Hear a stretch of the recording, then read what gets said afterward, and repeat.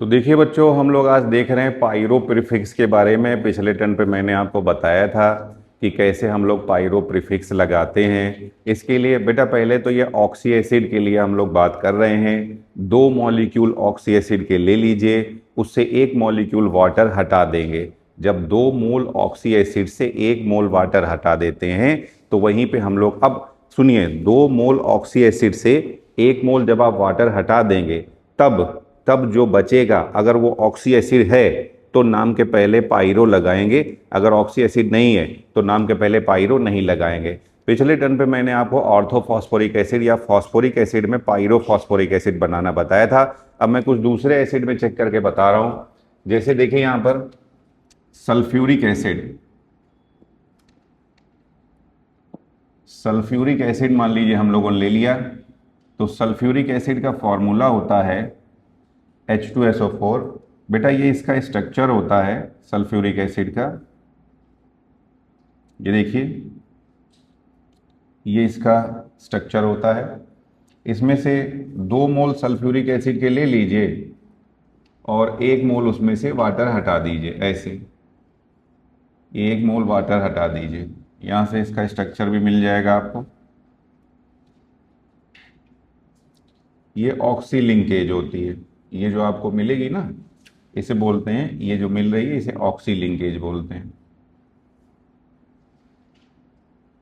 इसे डायरेक्टली सीधे भी आप कर सकते हो, जैसे सीधे मान लीजिए मॉलिक्यूलर फार्मूले से ही करना है तो ये देखिए ये H2SO4 है, इसमें 2 का मल्टीप्लाई कर दीजिए तो H4S2O8 आ जाएगा, इसमें से वाटर सब्सट्रैक्ट कर दीजिए तो H2S2O7। This is pyro sulphuric, pyrosulphuric acid, ये पायरोसल्फ्यूरिक एसिड है, समझे। तो हाँ, सल्फ्यूरिक एसिड जो है पायरोसल्फ्यूरिक एसिड बनाता है, जबकि ऑर्थो और मेटा नहीं बनाता है। अब मान लीजिए नाइट्रिक एसिड आपको चेक करना है। बेटा ये देखो नाइट्रिक एसिड है, क्या ये अपना पायरो बनाएगा? तो इसमें 2 का मल्टीप्लाई करिए तो H2N2O6 आएगा। इसमें से जब आप वाटर सब्सट्रैक्ट करेंगे तो ये तो पूरा गायब ही हो जाएगा ना। यहाँ पे क्या है, N2O5 आ रहा है, यानी कि यहाँ पे तो कोई भी हाइड्रोजन नहीं है, एक भी OH ग्रुप नहीं है। जब एक भी OH नहीं है तो ये ऑक्सी एसिड ही नहीं है, तो फिर ये अपना पायरो एसिड नहीं बनाएगा। तो हाँ, ये नाइट्रिक एसिड अपना पायरो एसिड नहीं बनाएगा।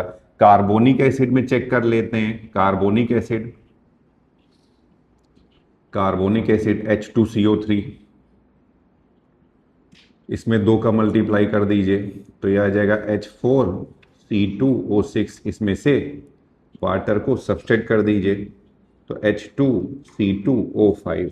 ठीक है, तो हाँ सर ये देखिए ये अपना पायरो बना रहा है। तो कार्बोनिक ऐसे आप चेक कर सकते हैं। मान लीजिए बोरिक एसिड है आपके पास H3BO3, इसमें 2 का मल्टीप्लाई कर दीजिए तो आंसर आ जाएगा H6B2O6, इसमें से वाटर को सब्सट्रैक्ट कर दीजिए तो H4B2O5, ये लीजिए ये मिल जाएगा आपको पायरो बोरिक एसिड। तो हाँ सर, बोरिक एसिड भी अपना पायरो बनाता है। तो इस तरह से मैंने आपको बता दिया है कि कैसे हम लोग ऑर्थो, मेटा और पायरो को चेक करते हैं। ठीक है, अब देखिए दूसरा हम लोग देखने जा रहे हैं एसिड्स ऑफ सल्फर।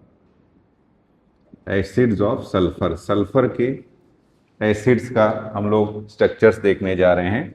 अभी बताया था पहला है सल्फ्यूरिक, सल्फ्यूरिक एसिड, फॉर्मूला है H2SO4, H2SO। इसका स्ट्रक्चर आपको बनाना है तो 2 ऑक्सीजन सल्फर से डबल बॉन्ड से लगा दीजिए, जितने ऑक्सीजन बचेंगे उतने आप OH लगा दीजिए। समझे बेटा, सुनो ध्यान से, मैंने आपको बताया हुआ है, रूल याद रखिएगा। कंस, CONS, कंस से जुड़ा हुआ हाइड्रोजन एसिडिक हाइड्रोजन होता है, या फोन, फोन से जुड़ा हुआ हाइड्रोजन एसिडिक। ये बेसिक रूल है, एकदम हार्ड एंड फास्ट नहीं है। ये देखिए यहाँ पे ऑक्सीजन से जुड़ा हुआ हाइड्रोजन है, यहाँ पे ऑक्सीजन से जुड़ा हुआ हाइड्रोजन है, तो इसकी बेसिसिटी, इसकी बेसिसिटी 2 हो जाएगी। अब बेटा एसिडिक हाइड्रोजन अगर आप निकालोगे तो वहां पे उसका एनायन मिल जाएगा, तो ये इसका एनायन है, ये इसका एनायन है बेटा, सल्फेट आयन, इसे सल्फेट बोलेंगे, सल्फेट आयन, समझे। तो ये सल्फेट आयन का स्ट्रक्चर है, 4 सिग्मा बॉन्ड है, टेट्राहेड्रल शेप आएगा। यहाँ से इसका एक्चुअल स्ट्रक्चर भी आप बना सकते हैं। ये देखिए, आप एक को ऐसे लगा दीजिए, इसे टेट्राहेड्रल मैनर में बना सकते हैं। तो इस तरह से हम लोग इनका एक्चुअल स्ट्रक्चर भी बना सकते हैं। दूसरा है H2SO3 सल्फ्यूरस एसिड। तो ये लीजिए, सल्फर पे एक बॉन्ड, बेटा सुनो इसका ट्रिक है, जितने H हैं उतने OH लगा दीजिए, जो बचेंगे उतने ऑक्सीजन को सल्फर से डबल बॉन्ड से जोड़ दीजिए। तो ये लीजिए सर, एक 2 OH हैं, 2 H हैं, तो 2 OH मैंने लगा दिए, जो बचेंगे उसको डबल बॉन्ड से जोड़ दिया। तो ये है आपका, ये है मेरा, कहाँ था ये,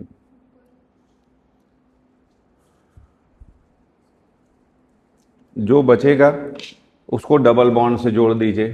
तो बेटा ये देखो, ये H हटा दो, ये H हटा दो, तो इसकी बेसिसिटी 2 हो जाएगी, समझे। तो ये हो जाएगा सल्फ्यूरस एसिड, ध्यान रखिएगा। दूसरा है, नेक्स्ट है सल्फर का अगला एसिड,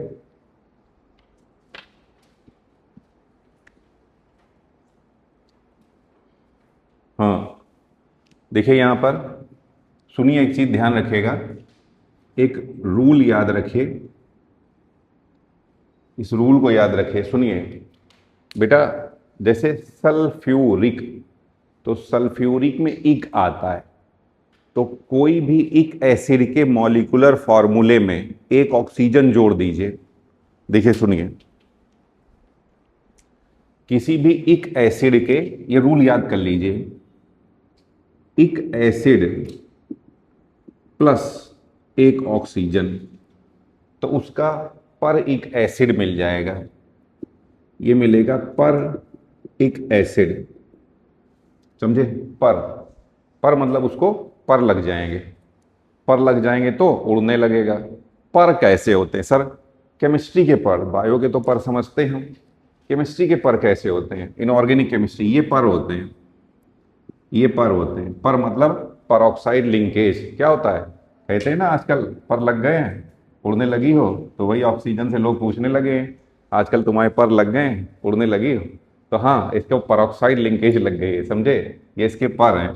तो इसी को बोलते हैं परऑक्साइड लिंकेज। सुनो, तो सीख गए हो ना, ऑक्सी, देखो अगर ऐसा आ जाए ये ऑक्सी, इसे ऑक्सी लिंकेज कहते हैं, और अगर ऐसा आ जाए तो इसको कहते हैं परऑक्सी। ये क्या है, परऑक्सी, समझे, ये सब परऑक्साइड लिंकेज है। तो सर इसको पर लगाते हैं, चलो उड़ना सिखाते हैं, अभी जमीन पे चल रही है, अब इसको भड़का भड़का के उड़ना लगा देंगे। बेटा देखो सुनो, पर कहाँ लगाने, ये दिख रहा है, ये H और O के बीच में, चाहे यहाँ लगा दो चाहे यहाँ लगा दो, बस दोनों काम वही होएगा, चाहे यहाँ पे एक O लगा दीजिए चाहे यहाँ पे एक O लगा दीजिए, ठीक है। तो चलो लगा देते हैं, ये लो H2SO4, क्या था बोलो, क्या नाम था इसका, सल्फ्यूरिक एसिड में एक लगा दो O, लो तो ये हो जाएगा पर सल्फ्यूरिक, समझो, पर सल्फ्यूरिक, ठीक। सब नाम क्या हो जाएगा, देखिए जरा सा इसका स्ट्रक्चर देखिए, क्या मैंने कहा था, चाहे तो यहाँ लगा दो चाहे यहाँ लगा दो, लो ये परऑक्साइड लिंकेज हो जाएगी, ये परऑक्साइड लिंकेज हो जाएगी, परऑक्सी लिंकेज है, समझे। बोलो बेटा बेसिसिटी, कण से जुड़े हुए हाइड्रोजन कितने हैं, 2, तो इसकी बेसिसिटी कितनी हो जाएगी, 2, ठीक। ये पर के लिए, सुनिए अभी क्या बताया, पाइरो बनाने के लिए, पाइरो के लिए 2 मॉलिक्यूल लिख करके उससे वाटर घटा दो तो पाइरो। पर के लिए क्या बताया, पर के लिए एक बताया, पर के लिए ना 2 रूल होते हैं, सुनो रूल, पर इक एसिड के लिए 2 रूल होते हैं। पहला तो इक एसिड में ऑक्सीजन लगा देना, दूसरा पाइरो इक में एक और ऑक्सीजन लगा देना, तो फिर से आपको एक और पर इक मिलेगा, दूसरा पर इक। पाइरो इक कहाँ था, कहाँ है पाइरो इक सर बताओ, पाइरो तो ये देखिए ये बनाया था अभी हमने, इसका पाइरो सल्फ्यूरिक एसिड सबसे पहले बनाया था, ये इसका मॉलिक्यूलर फॉर्मूला है, ये है ऑक्सी, इसको बनाना है पर ऑक्सी, तो यहां लगा देना ऑक्सीजन। बताओ बेटा पाइरो का फॉर्मूला क्या था, H2H2O7, पाइरो का फॉर्मूला था H2H2O7, इसमें एक ऑक्सीजन जोड़ दीजिए तो आंसर क्या हो जाएगा, H2, H2O8, ये भी पर है। तो सल्फर के दो पर इक एसिड, एक तो ये है पर इक एसिड, एक ये है पर इक एसिड। सुनो, इसका पूरा नाम होता है peroxy monosulphuric acid. Peroxy peroxy mono sulphuric sulphuric acid, peroxy mono sulphuric acid, ये इसका फॉर्मूला, इसका नेम होता है। अब इसमें सर क्या, इसको बोलते हैं परऑक्सी डाई सल्फ्यूरिक एसिड, इसका नाम होता है परऑक्सी डाई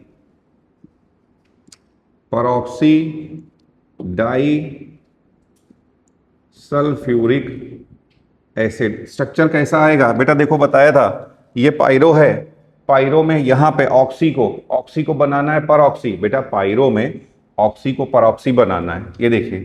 तो ये रहा hydrogen, sulphur, oxygen, oxygen, sulphur, ये लीजिए। बेटा बच्चों इधर देखो, कितने हाइड्रोजन ऑक्सीजन से जुड़े हुए हैं, 2। तो बेसिसिटी कितनी हो जाएगी, 2। अभी भी ये डाई बेसिक एसिड है, समझे। ये देखिए, इसे बोलते हैं मार्शल्स एसिड। क्या बोलते हैं, मार्शल एसिड,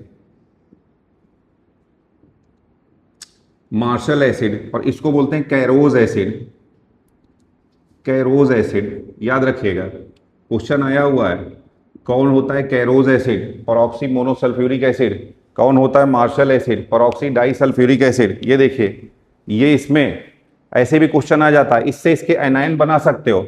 अच्छा इसे नोट करो पहले, फिर मैं अगले पेज पे लिखता हूँ। हाँ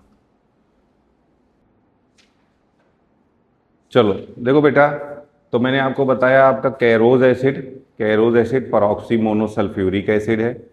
दूसरा आपका परऑक्सी डाई सल्फ्यूरिक एसिड या मार्शल्स एसिड होता है।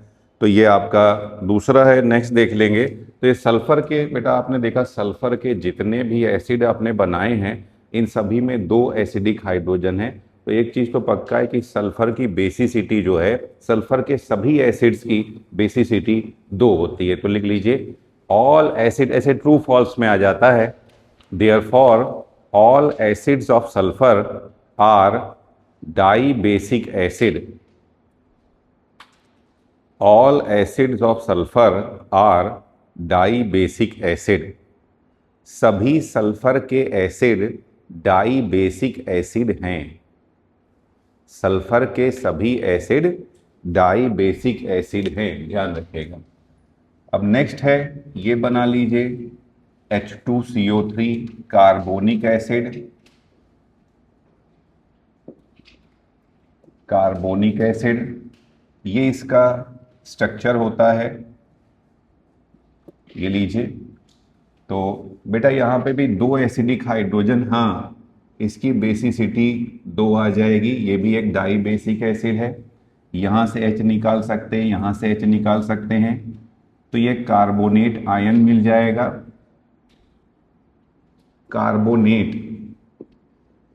कार्बोनेट आयन मिल जाएगा। ध्यान रखिएगा, ये जो ये कार्बोनिक एसिड है, ये अनस्टेबल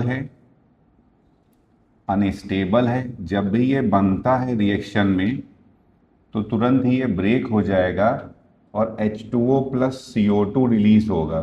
तो जब भी किसी रिएक्शन में कार्बोनिक एसिड बन रहा हो, तो आंसर कार्बोनिक एसिड नहीं होगा।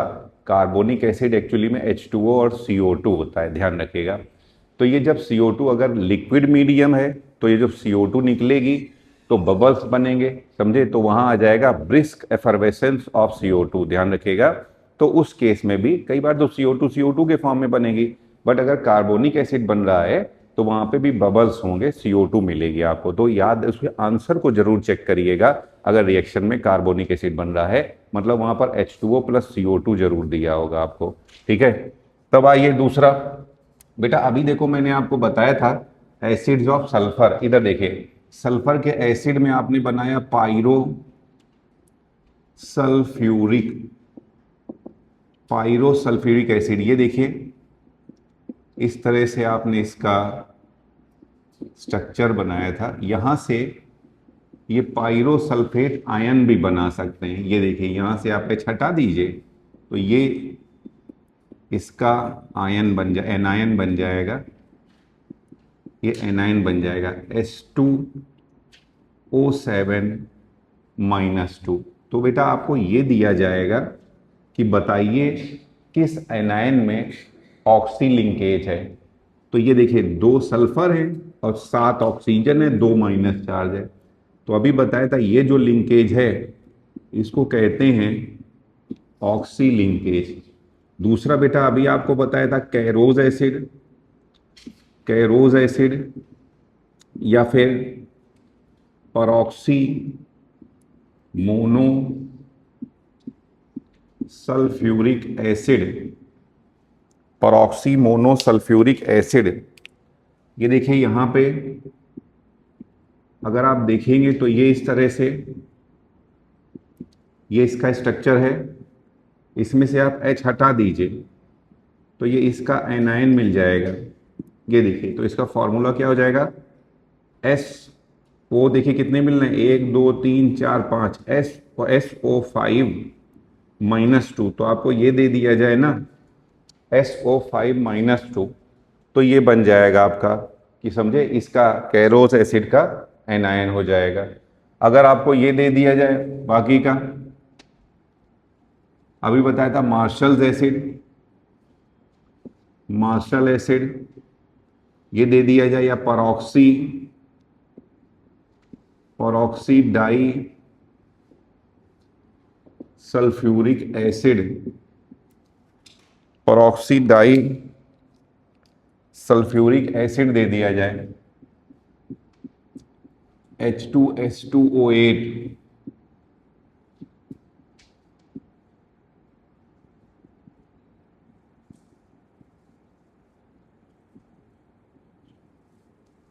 ये लीजिए, यहां से H, यहां से H हटा दो,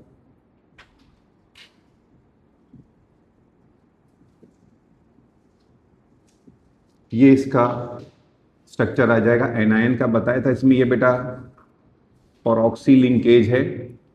एनायन क्या होगा, S2, S2O8-2। तो आपसे ऐसे क्वेश्चन आ जाएगा बेटा कि ये एनायन है कोई S2O8-2, बताइए इसमें परऑक्साइड लिंकेज है या नहीं है, समझे, या ऑक्साइड लिंकेज, ऑक्सी लिंकेज है या नहीं है, तो भी आप बता सकते हैं। ये इनके स्ट्रक्चर्स हैं, ध्यान रखिएगा। और देख लेते हैं acids of chlorine, acids of oxy acids, oxy acids of chlorine. तो पहला है पर क्लोरिक एसिड HClO4। बेटा यहां जितने H हैं उतने OH लगा दीजिएगा और बचे हुए ऑक्सीजन को सीधे क्लोरीन से जोड़ दीजिएगा। एक H है तो एक OH, बचे हुए ऑक्सीजन को डबल बॉन्ड से जोड़ देंगे। बेटा ये एक ही हाइड्रोजन है तो इसकी बेसिसिटी 1 हो जाएगी, मोनोबेसिक एसिड है। यहां से एक H+ आप हटाएंगे तो ये इसका एनायन मिलेगा, ये इसका एनायन बन जाएगा। दूसरा HClO3 chloric acid, chloric acid, ये इसका स्ट्रक्चर आ जाएगा।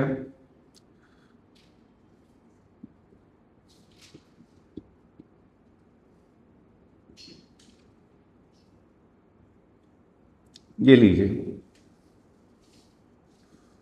यहां पे आप ऐसे, इसका अगर आप H हटा देंगे, H हटाओगे, एक H है तो बेसिसिटी, बेसिसिटी 1 हो जाएगी। यहां से H हटा दीजिए, इसका एनायन मिल जाएगा। तो कभी भी कोई एनायन अगर आपको बनाना है तो उसका एसिड मालूम होना चाहिए।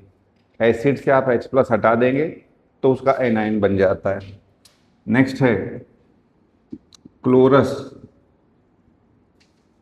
Chlorous acid HClO2।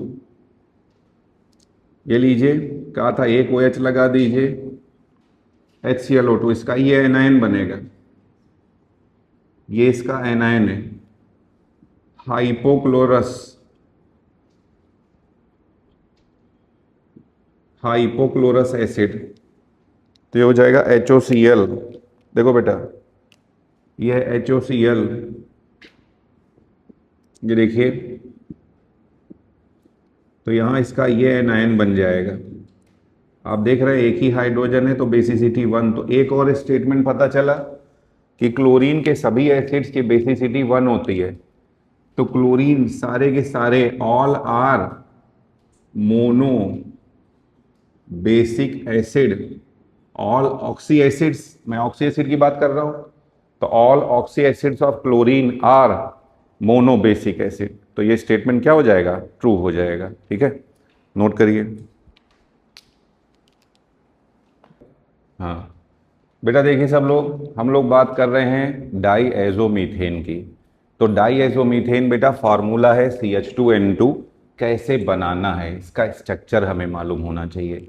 तो सबसे पहले इसको दो टुकड़े में डिवाइड कर दीजिए, दो फ्रेगमेंट कर दीजिए। सर मुझे ये दो टुकड़े साफ सुथरे दिख रहे हैं, समझे, एक तो CH2 और दूसरा N2। बेटा मैंने आपको बताया है, हमेशा याद रखना, 8 वाले से 6 वाले की ओर कोऑर्डिनेट बॉन्ड बनाया जाता है, समझे। तो चलो हम लोग चेक करते हैं। बेटा ये देखिए ये कार्बन है, कार्बन के वैलेंस शेल में 4 होते हैं, दो दो हाइड्रोजन के साथ दो ये शेयरिंग में यूज करेगा, तो 4 को 2 मिलेंगे तो क्या हो जाएगा, 6 हो जाएंगे। ठीक हो तुम। हाँ तो यहाँ पे बेटा देखिए 6 हो गए। यहाँ देखो बेटा नाइट्रोजन है, नाइट्रोजन 3 3 इलेक्ट्रॉन शेयर करेगा दोनों को। नाइट्रोजन के वैलेंस शेल में, नाइट्रोजन के वैलेंस शेल में 5 होते हैं, 3 शेयरिंग से मिलेंगे तो 8 हो जाएंगे, समझे।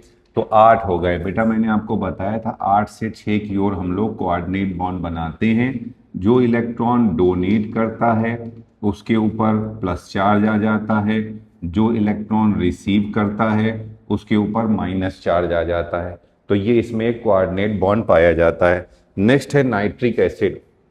नाइट्रिक एसिड का स्ट्रक्चर देखिए, यहाँ पे ये HONO, ये देखिए नाइट्रोजन 5 इलेक्ट्रॉन होते हैं, दो यहाँ पे शेयरिंग, इसने 2 शेयर किए और 2 इसको शेयरिंग से मिले, यहाँ एक शेयरिंग से मिला, तो 5 में एक और आ गया, 8 हो गए। ये देखिए ऑक्सीजन है, यहाँ पे 8 हो गए, यहाँ पे 6 है। मैंने आपको बताया हमेशा 8 से 6 की ओर कोऑर्डिनेट बॉन्ड बनाया जाएगा।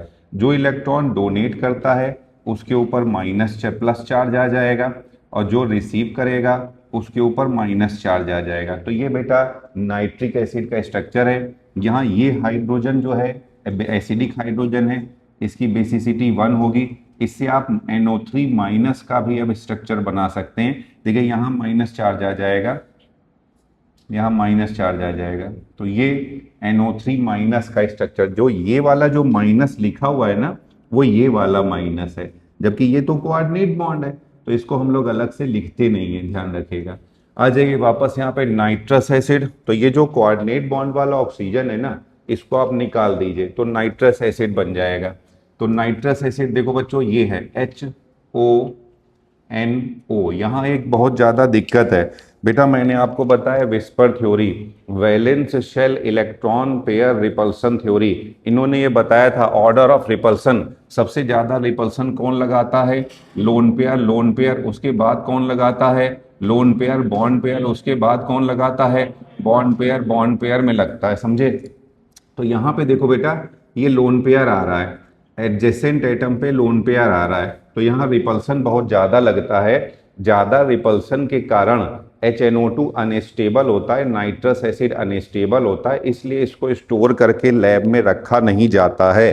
तो nitrous acid not not stored not stored in lab.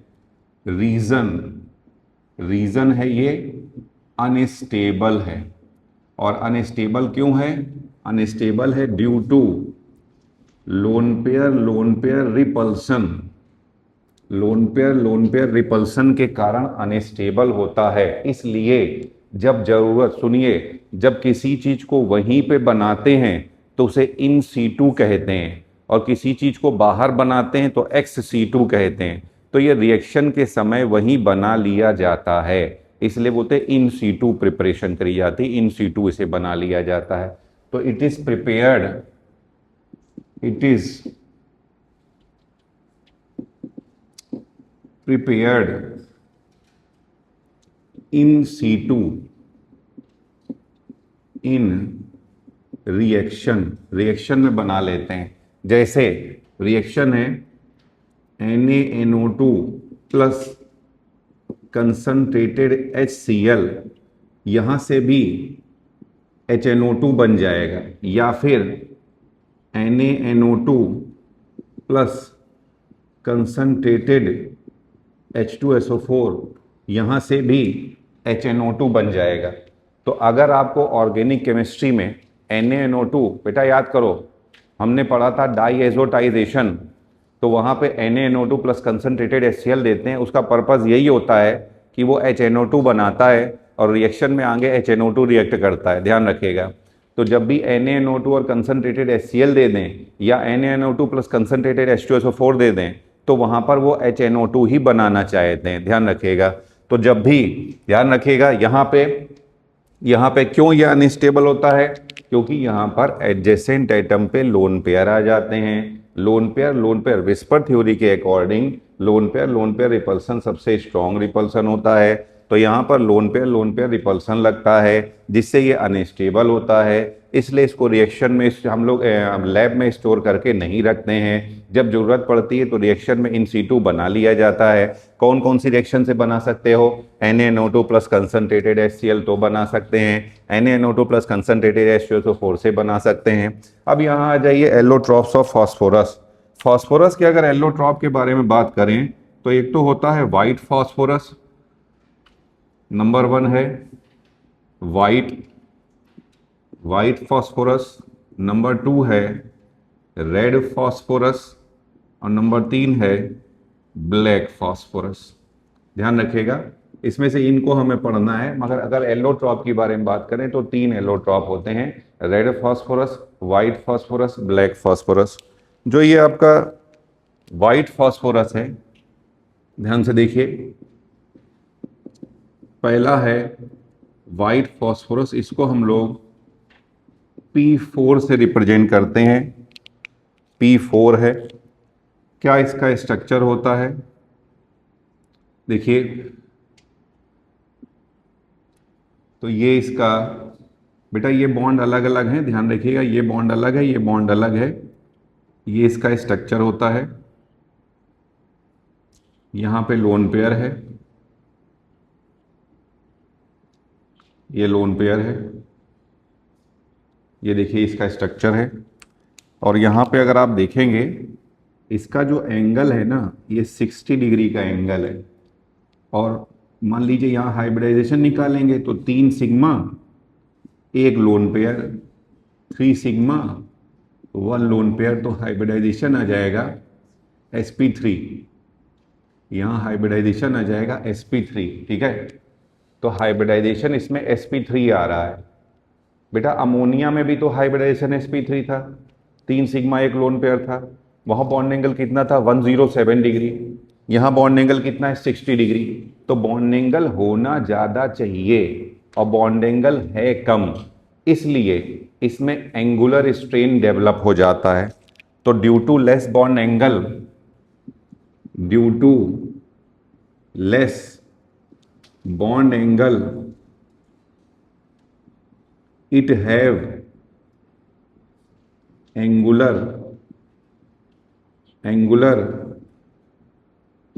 Angular strain. और अगर बेटा ये पूछ लिया जाए इसमें सुनिए टोटल 60 डिग्री के कितने एंगल है बताइए? अच्छा 3 पेन देना बेटा जरा से।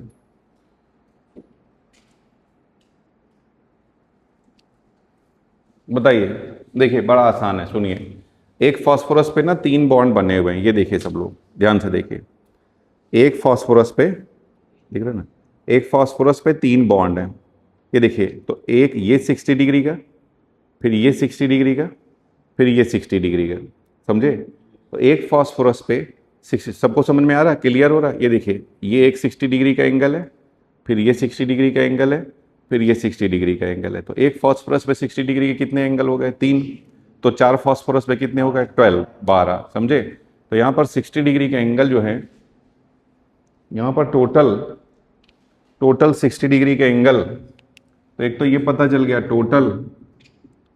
Total number of 60 degree angle ये हो गया 12। और दूसरा भी बताया बेटा, क्योंकि इसमें एंगुलर स्ट्रेन डेवलप हो जाता है, स्ट्रेन के कारण इसकी रिएक्टिविटी काफ़ी ज़्यादा होती है। ज़्यादा रिएक्टिविटी होने के कारण ये एयर और सनलाइट में बर्न करता है, ध्यान रखिएगा। तो ड्यू टू एंगुलर स्ट्रेन, इसी के कारण, क्योंकि इसमें स्ट्रेन है, therefore it is highly reactive and burn in sunlight in presence of air या ऑक्सीजन।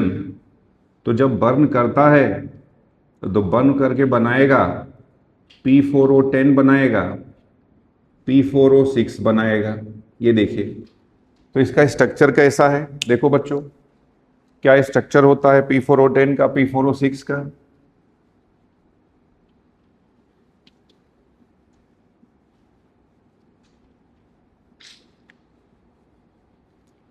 क्वेश्चन आया हुआ है, इसके स्ट्रक्चर से भी क्वेश्चन पूछा जाता है। तो देखिए यहां पर P4O10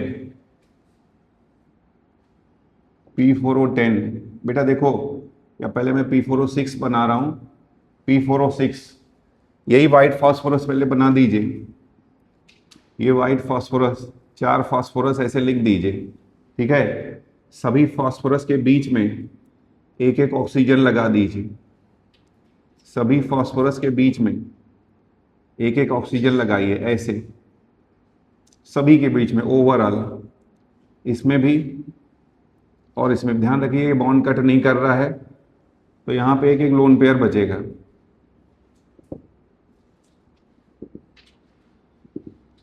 अब पहला क्वेश्चन, इसके स्ट्रक्चर से क्या क्वेश्चन पूछा जाएगा। पहला क्वेश्चन अभी बताया था, इस तरीके की जितनी भी लिंकेज होती हैं इनको ऑक्सी लिंकेज कहते हैं। इसमें कितनी ऑक्सी लिंकेज हैं तो गिनो बच्चों, देखो 1 2 3 4 5 6। तो ऑक्सी लिंकेज ये है 6 ऑक्सी लिंकेज है, ध्यान रखिएगा। या बेटा इसको पीओपी बॉन्ड भी कह सकते हैं। ये देखो बेटा पीओपी बॉन्ड है, या फिर कह सकते हैं पीओपी बॉन्ड। तो इसमें पीओपी बॉन्ड कितने हैं, 6 पीओपी बॉन्ड है। अगर आपको ये दे दिया जाए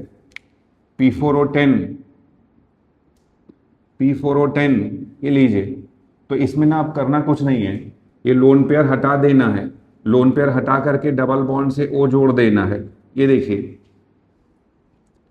लोन पेयर हटा करके डबल बॉन्ड से O जोड़ दीजिए, बाकी का सेम लिख दीजिए, जैसा लिखा है वैसा ही लिख दीजिए उसे।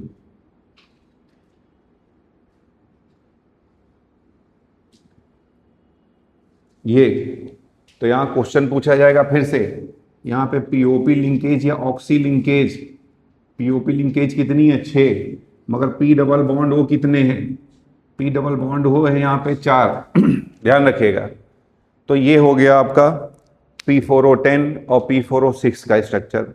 ये जो ये व्हाइट फास्फोरस है बहुत ज़्यादा रिएक्टिव होता है, इसलिए बेटा ये बेस के साथ अभी बताया हाईली रिएक्टिव, और क्योंकि ये हाईली रिएक्टिव होता है तो व्हाइट फास्फोरस बेस के साथ जब रिएक्ट करेगा, ये जब बेस के साथ रिएक्ट करता है तो ये फॉस्फीन गैस रिलीज करता है, ध्यान रखिएगा।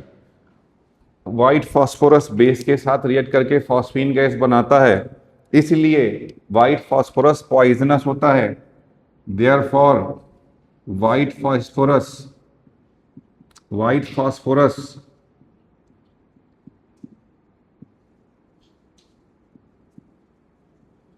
Is poisonous in nature. White phosphorus poisonous होता है, क्यों? क्योंकि बेटा जो हम लोग का ब्लड है, ब्लड का नेचर स्लाइटली एल्कलाइन होता है, हल्का सा एल्कलाइन है। तो अगर ये आपके ब्लड में चला जाएगा तो वहाँ पर वो एब्जॉर्ब हो जाएगा और रिएक्ट करेगा तो phosphine gas PS3 phosphine gas release करेगा, समझे? ध्यान रखिएगा, PS3 को फॉस्फीन कहते हैं, और COCl2 इसको फॉस्जीन कहते हैं। कंफ्यूज नहीं होंगे? What is difference between phosphine and phosgene? दोनों ही पॉइजनस है, सिमिलरिटी, दोनों ही नुकसानदायक है आपके लिए, मगर ये बोल रहे ये अलग है और वो अलग है, तो फॉस्फीन एंड फॉस्जीन। अब मान लीजिए अगर ये ब्लड में एब्जॉर्ब हो गया तो जो रेड किल पॉइजन होता है ना, उसमें वाइट फॉस्फोरस मिला हुआ होता है, तो ये रेड में चला जाएगा, उसका भी ब्लड का नेचर स्लाइटली अल्कलाइन होता है, और ये फॉस्फीन गैस निकलेगी तो ब्लड वेसल्स को जगह जगह से ब्रेक कर देगी। इस तरह से ये पॉइजनस होता है। ठीक है, चलिए नोट करिए इसको। तो देखो बच्चों, हम लोग देख रहे हैं रेड फॉस्फोरस। बेटा जो ये रेड फॉस्फोरस है ये पॉलीमेरिक स्ट्रक्चर है, पॉलीमेरिक स्ट्रक्चर है, इसलिए ये लेस रिएक्टिव होता है, लेस रिएक्टिव होता है। माचिस की इंडस्ट्री में इसको यूज करते हैं। वाइट फॉस्फोरस बताया वो पॉइजनस है, नुकसानदायक है, इसलिए माचिस बनाने मैच बॉक्स इंडस्ट्री में रेड फॉस्फोरस को यूज किया जाता है। तो used in match box industries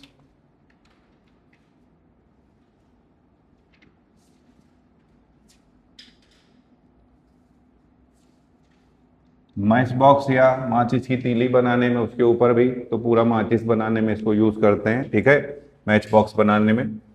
red phosphorus का स्ट्रक्चर कैसा होगा?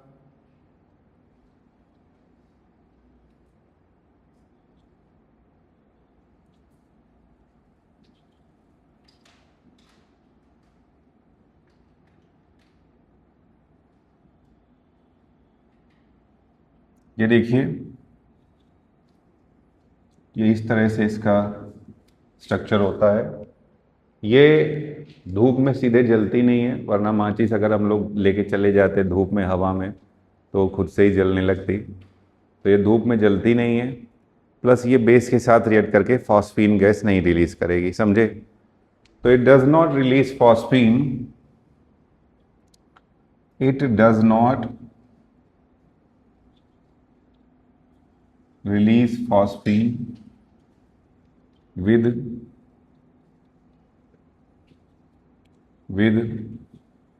बेस। तो और ये इस तरह से पॉइजनस भी नहीं है, यहाँ पे मतलब पॉइजनस है। बेटा डायमंड, डायमंड में जो कार्बन है, carbon attached with other carbon in tetrahedral manner. Carbon दूसरे कार्बन से टेट्राहेड्रल मैनर में जुड़ा हुआ होता है।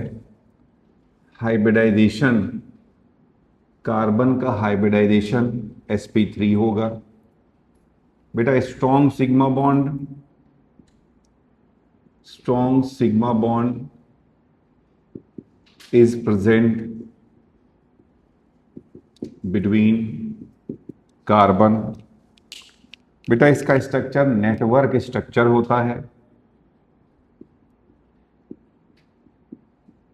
क्वेश्चन पूछा जाता है कहाँ कहाँ नेटवर्क स्ट्रक्चर पाया जाता है, तो दो जगह आपसे पूछा जाएगा, एक तो डायमंड में, दूसरा सिलिका SiO2। अभी मैं आपको बताऊंगा। SiO2 में भी नेटवर्क मतलब जाल के जैसा, जाल के जैसा स्ट्रक्चर होता है, समझे? तो नेटवर्क स्ट्रक्चर होता है। जो डायमंड है, बेटा डायमंड में फ्री इलेक्ट्रॉन्स नहीं होते हैं, तो ये नॉन कंडक्टिव होता है। Free electron absent, therefore non conductive. Non conductive, melting point, boiling point काफ़ी ज़्यादा होगा ड्यू टू इस 3D नेटवर्क स्ट्रक्चर, ध्यान रखिएगा। और ग्रेफाइट, ग्रेफाइट में कार्बन का हाइब्रिडाइजेशन sp2 होता है। लेयरिकल स्ट्रक्चर होता है, एक लेयर के ऊपर दूसरी लेयर पाई जाती है। लेयरिकल स्ट्रक्चर इस तरह से इसमें ये ऐसे अरेंजमेंट होता है, इस तरह पूरी एक लेयर बनी होगी और ये दूसरी लेयर है, और दो लेयर के बीच में वीक वांडरवाल फोर्सेस पाए जाते हैं। ये देखिए, दो लेयर्स के बीच में पूरी ये लेयर होगी, ध्यान रखिएगा, ऐसे पूरी यहाँ ऊपर कोई लेयर बनी होगी ऐसे एक,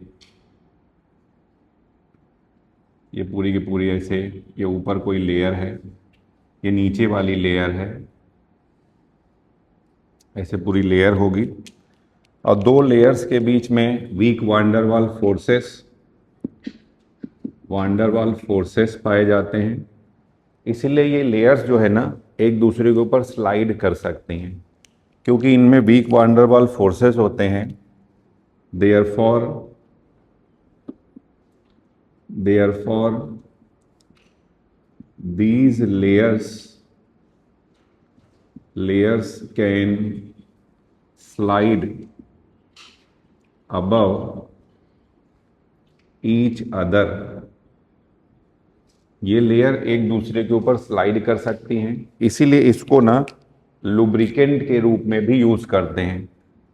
Therefore graphite is also used as lubricant। बेटा जो दो लेयर्स हैं ना, इनके बीच में यहाँ पे फ्री इलेक्ट्रॉन्स भी पाए जाते हैं, तो ये इलेक्ट्रिकली कंडक्टिव होता है। तो graphite electrically conductive, reason free electrons present between layers के बीच में फ्री इलेक्ट्रॉन्स पाए जाते हैं। तो क्वेश्चन आ जाए लेयरिकल स्ट्रक्चर, सुनिए, लेयर बाय लेयर के ऊपर दूसरी लेयर, तो बोरिक एसिड का भी लेयरिकल स्ट्रक्चर होता है। हेक्सा, उसमें भी जो है आपकी लेयर्स पाई जाती हैं, और यहाँ पे इसकी भी हेक्सागोनल ये स्ट्रक्चर है, ये पूरी ऐसे लेयर बनाए गए, एक के ऊपर दूसरी लेयर पाई जाती है। तो दो जगह लेयरिकल स्ट्रक्चर बताया है, एक तो ये ग्रेफाइट में और दूसरा बोरिक एसिड में। और दो जगह नेटवर्क स्ट्रक्चर आपको मालूम होना चाहिए, एक तो ये डायमंड में और दूसरा SiO2 में, यहाँ पे भी नेटवर्क स्ट्रक्चर पाया जाता है। एक देखिए ये O2 के बारे में अब हम लोग बात कर रहे हैं, और दूसरा याद रखिए ये इलेक्ट्रिकली कंडक्टिव होता है, ये इलेक्ट्रिकली नॉन कंडक्टिव होता है। यहाँ पर हाइब्रिडाइजेशन क्वेश्चन पूछा जाता है बेटा, डायमंड में हाइब्रिडाइजेशन sp3 होता है, ग्रेफाइट में हाइब्रिडाइजेशन sp2 होता है। कार्बन के एलोट्रॉप हैं, कार्बन के एलोट्रॉप में एक तो डायमंड है, दूसरा ग्रेफाइट है, और दूसरा C60 है। ध्यान रखिएगा C60, इसको बोलते हैं बकमिनिस्टर फुलरेन, क्योंकि वो उनको ओनर देने के लिए, ये बेटा बकी बॉल, ये बॉल के जैसे स्ट्रक्चर होते हैं। पूछा जाता है कौन से ये बॉल के जैसे स्ट्रक्चर है, देखिए ये इस तरह से बॉल्स के जैसे स्ट्रक्चर होते हैं बड़े बड़े। तो क्वेश्चन पूछा जाएगा कार्बन के तीन एलोट्रॉप, एक तो C60 है, दूसरा ये डायमंड है, और तीसरा ये ग्रेफाइट है। इसमें से पूछा जाएगा कौन से बड़े बड़े फुटबॉल के जैसे गोल गोल स्ट्रक्चर बनाते हैं, तो C60। नाम क्या है? फुलरेन, मिनिस्टर थे, उनको ऑनर देने के लिए नाम रख दिया गया बकमिनिस्टर फुलरेन, समझे, ध्यान रखिएगा। तो ये तीनों एलोट्रॉप हो गए। तो सबसे बड़े जब भी पूछा जाए बड़े बड़े फुटबॉल के जैसे बॉल के जैसे स्ट्रक्चर बनाते हैं, बकी बॉल्स बोलते हैं, बड़ी बड़ी बॉल्स हैं ये, तो आंसर आ जाएगा C60 बकमिनिस्टर फुलरेन। दूसरा कौन सा है जो नेटवर्क स्ट्रक्चर बनाता है, तो डायमंड है, डायमंड नेटवर्क स्ट्रक्चर बनाता है। हाइब्रिडाइजेशन, कार्बन का हाइब्रिडाइजेशन sp3 पाया जाता है। नेटवर्क स्ट्रक्चर, इसमें फ्री इलेक्ट्रॉन एब्सेंट होते हैं, तो ये इलेक्ट्रिकली नॉन कंडक्टिव होता है। ग्रेफाइट का हाइब्रिडाइजेशन sp2 पाया जाता है, लेयरिकल स्ट्रक्चर होता है। दो लेयर के बीच में वीक वांडरवाल फोर्सेस पाए जाते हैं, ये लेयर एक दूसरे के ऊपर स्लाइड कर सकती हैं, इसलिए इसको लुब्रिकेंट के फॉर्म में भी यूज कर सकते हैं। ये इलेक्ट्रिकली कंडक्टिव होता है क्योंकि इसमें दो लेयर के बीच में फ्री इलेक्ट्रॉन्स पाए जाते हैं, ठीक है। दूसरा क्वेश्चन पूछा जाए सबसे ज्यादा थर्मोडाइनेमिकल स्टेबल फॉर्म कौन सी होती है कार्बन की, तो आंसर क्या हो जाएगा, ग्रेफाइट। अगर आप कर देंगे ना, थर्मोडाइनेमिक्स का क्वेश्चन करते हैं ना, तो सबसे स्टेबल फॉर्म ग्रेफाइट लेकर के चलते हैं, ध्यान रखिएगा। तो थर्मोडाइनेमिकली सबसे ज्यादा स्टेबल कौन होता है, तो आंसर है ग्रेफाइट। ठीक है।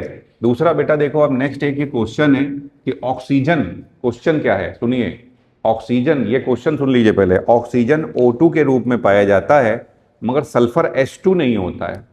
ऑक्सीजन O2 होता है मगर सल्फर कभी भी H2 नहीं होता है। रीजन, पहला तो यही क्वेश्चन है कि oxygen is present as O2। चलिए, पहला यही क्वेश्चन है कि oxygen is present as O2 but sulfur is not formed as H2। Sulphur H2 के फॉर्म में नहीं पाया जाता है जबकि ऑक्सीजन O2 के फॉर्म में पाई जाती है। तो आपने बनाया था बेटा, जब आपने ऑक्सीजन बनाया था तो देखो इसमें ये सिग्मा बॉन्ड है और ये पाई बॉन्ड है। बेटा सिग्मा बॉन्ड तो स्ट्रॉन्ग बॉन्ड होता है, सिग्मा बॉन्ड स्ट्रॉन्ग बॉन्ड होता है,